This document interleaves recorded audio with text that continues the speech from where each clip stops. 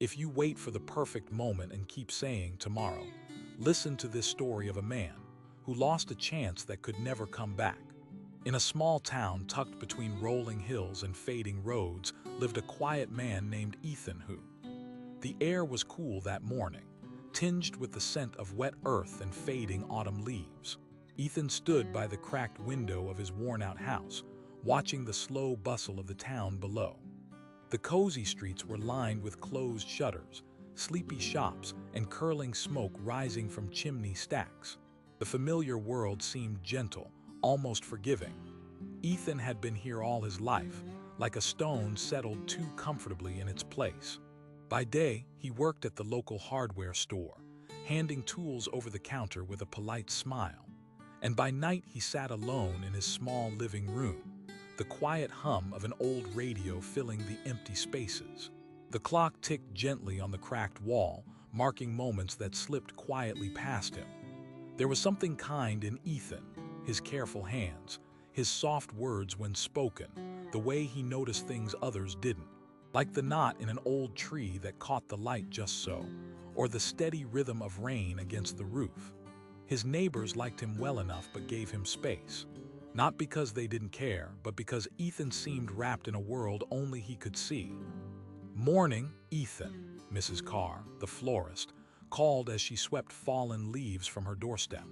Her voice carried years of warmth, but Ethan only nodded in return. "You heading out today?" she asked with a hopeful glance. "Same as usual," he said, his voice calm, almost distant. The days had become a series of promises to himself, promises that never left the realm of tomorrow. Tomorrow, he would finally fix the shed in the backyard. Tomorrow, he would call Lee. Tomorrow, he would write down the ideas that drifted fleetingly through his mind, but vanished by morning. That morning, like many before it, Ethan found himself standing before the door that led to his small shed. It whispered possibilities, a place where years ago ideas were born and plans sketched on crumpled paper. But the door was still closed, the lock rusted, the paint peeling like memories fading. He touched the cool surface and finally turned away. "Not today," he murmured, swallowing the hesitation that curled tight in his chest.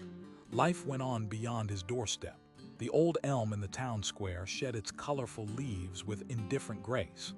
Kids laughed on the streets during their brief breaks from school, chasing each other beneath the pale sun. Someone wheeled past on a bicycle, its chain rattling like a faint reminder. The world kept moving, but Ethan stayed in the stillness of his own making, suspended between hope and the weight of delay. One afternoon, Ethan sat at the worn kitchen table, the sunlight filtering through stained glass, painting fractured rainbows on the wooden surface. The old notebook lay in front of him, its pages blank, waiting with patient silence. Yet he reached again for the cup of tea, the warmth grounding him against the fluttering urge inside. "Ethan, you've been quiet lately," his sister Maya said during a rare visit. Her eyes searched his face with gentle concern. "Is everything all right?" He shrugged, avoiding the question, tracing invisible shapes on the table.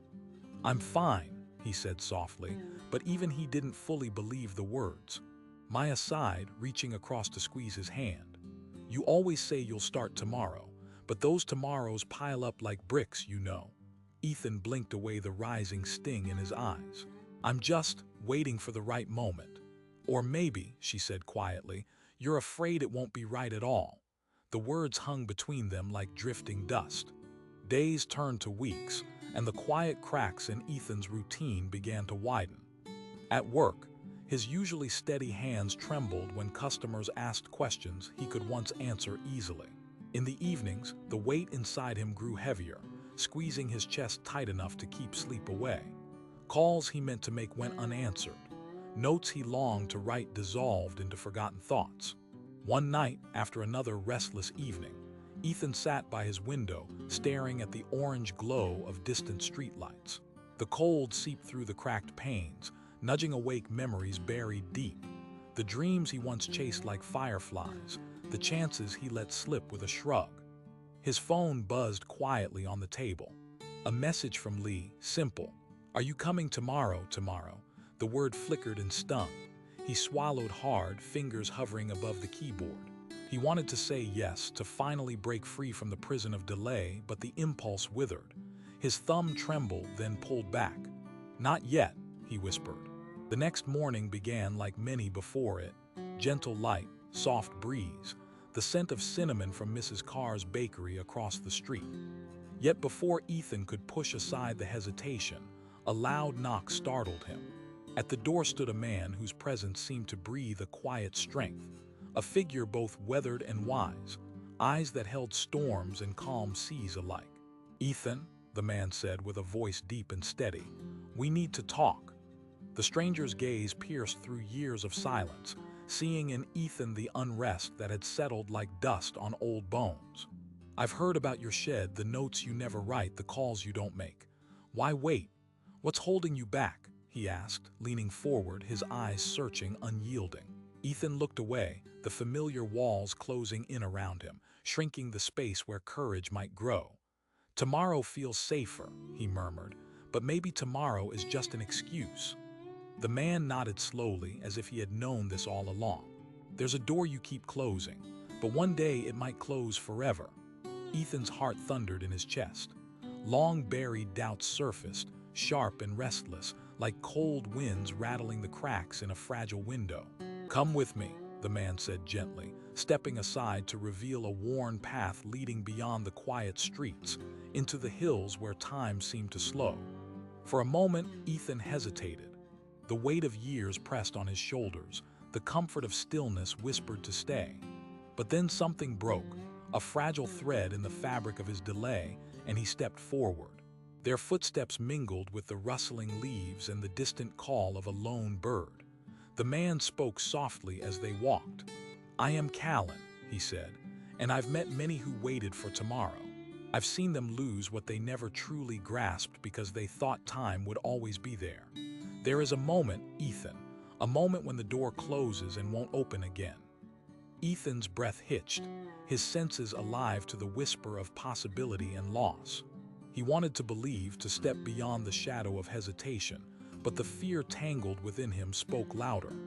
Callan stopped and turned, his eyes kind but heavy. "Tell me, Ethan," he said quietly, "what have you been waiting for all these years?" The question hung in the air like a fragile thread, trembling between the past and what could be. Ethan felt the air tighten as if the very world held its breath. His gaze dropped, fingers curling into fists at his sides.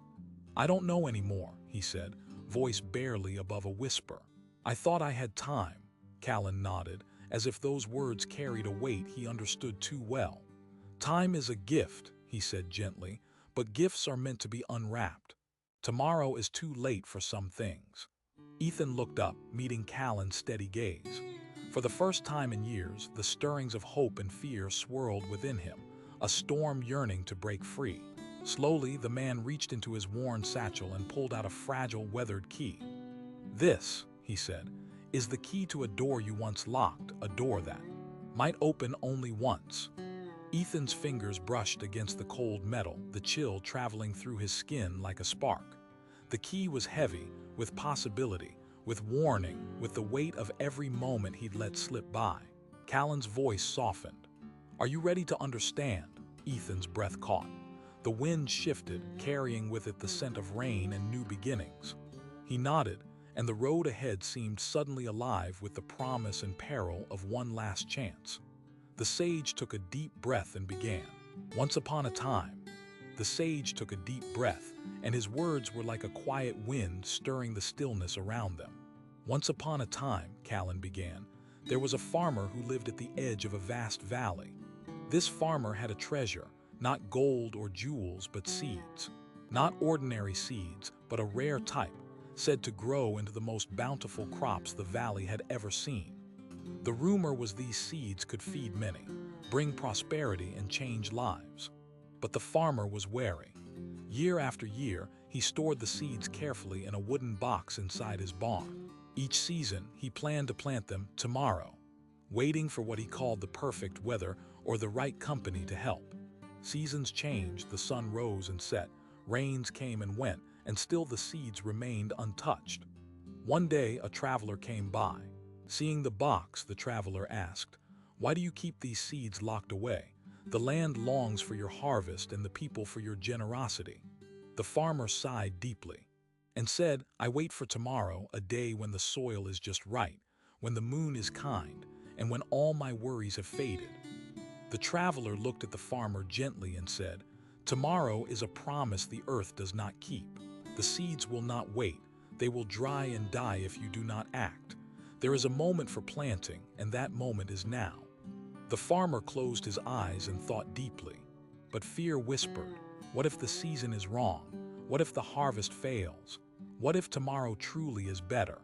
And so he left the seeds untouched as the days blurred into years.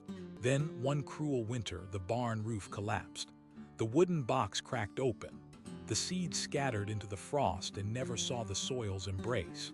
The valley remained hungry, the fields barren, and the farmer's treasure was lost to time. Callan's eyes met Ethan's, steady and unwavering. "This story," he said softly, "is the story of waiting. The seeds are your dreams, your promises to yourself. The shed unfinished, the call unmade, the words unspoken. You cannot afford to keep them locked away, waiting for the perfect tomorrow, because sometimes the door closes and the chance is lost forever." Ethan swallowed hard. The chill in the air seemed to carry the weight of all those fallen seeds, all the days he had let slip through his fingers. The farmer taught us that hesitation can steal not only our dreams but the very soil where they might have grown, Callan continued. "Do you understand now, Ethan? What is the door you've been leaving closed?" Ethan's breath hitched, tears threatening to spill. The weight of years settled on his shoulders, but beneath it stirred a fragile fire. "I do," he whispered. "I've been waiting for a tomorrow that doesn't exist." Callan nodded. "Then it's time to turn the key." The morning sun filtered softly through Ethan's kitchen window as he sat alone, the weathered key cold in his palm. For a moment, his heart threatened to retreat into the safety of not today. But with a quiet breath, he stood and crossed the yard toward the shed. The door creaked as he turned the lock, the sound brittle, like years of silence breaking open. Inside, dust danced in lazy beams of light. Worn canvases, faded sketches, and yellowed notes lay strewn on the workbench. The air smelled of forgotten dreams. Ethan's fingers trembled as he picked up an old sketch, the lines faint but alive.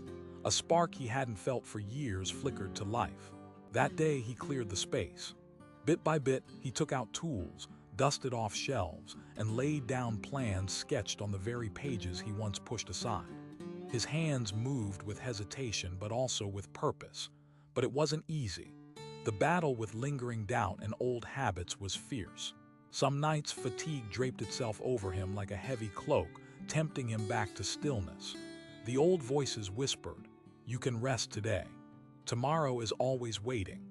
One evening, as a storm rumbled in the distance, Ethan sat beneath the weak light of an oil lamp, struggling with his notes. Frustration welled up. Why had he waited so long? Could he ever catch up? He remembered Callan's words and the farmer's lost seeds.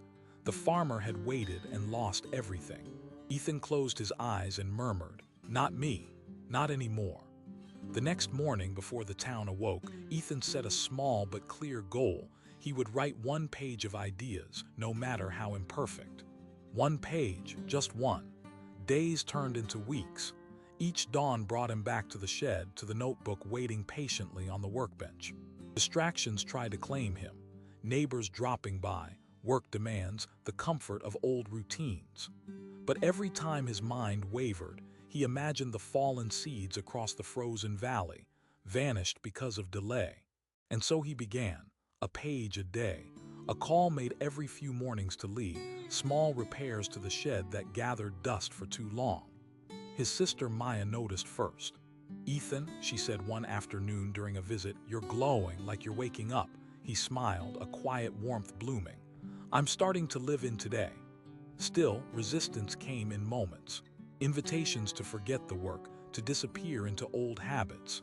One night, Lee called, inviting him out for a rare walk beneath the stars. His heart pulsed with desire and fear. "Just this once," the hesitation pleaded. But Ethan remembered the farmer's regret, Callan's voice steady in his mind. "Not this time," he said firmly into the phone. "I have something to choose." Lee was silent but understood. Months passed and the shed transformed. Ethan's ideas grew clearer, sketched plans blossomed into small projects, and for the first time in years, hope was no longer a dull ache but a guiding light. By the end of the season, Ethan stood before the open door of his shed, surrounded by tools and notebooks, a humble sanctuary reclaimed. His work caught the attention of the town's people. What had seemed just a quiet man's whim became a spark of inspiration. People began to visit, ask questions, even offer help. One afternoon, as golden light spilled over the hills, Maya smiled and said, "You didn't just open a door at your house, Ethan. You opened one inside yourself." He nodded, feeling the truth in her words settle gently within him. Years later, under the same old elm in the town square, Ethan crossed paths with Callan once more. "You flew," Callan said softly, a knowing smile in his eyes. Ethan bowed with deep respect. "Because you gave me the key." Callan shook his head, his gaze warm. "No," he said, "because you chose to use it." And so Ethan discovered that waiting for tomorrow can become a silent thief, stealing moments, dreams, and chances. But when he dared to turn the key, to face his fears, and to step into the unknown today, the door opened, not just to a shed, but to a life reclaimed. That day, something changed not only for him, but for the entire village touched by his courage. This story shows us that the greatest prize often waits behind the door we're afraid to open, and that door closes the moment we stop trying. And you, how many times have you told yourself, "Tomorrow"? How many moments have you let drift by while waiting for the perfect time? How many keys lie untouched in your hands, waiting for just one small act of courage? As Ethan discovered, the power lives not in waiting for perfect conditions, but in choosing to start where you are, imperfect, uncertain, but determined. It's not about having everything figured out. It's about breaking the silence of hesitation and stepping forward, even if the steps are small. You don't need to change your whole life today. Just open one door, make one call, take one step.